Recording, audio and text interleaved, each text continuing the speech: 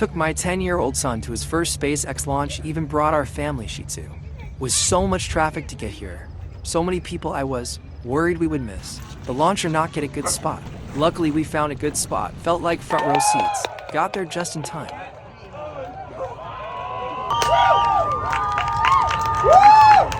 Open sound.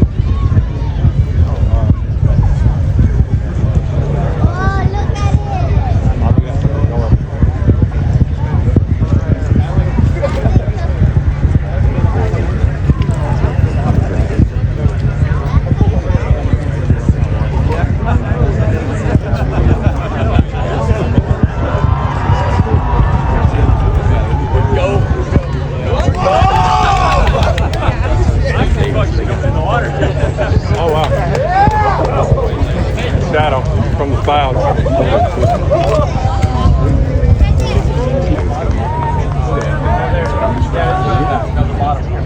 Hey,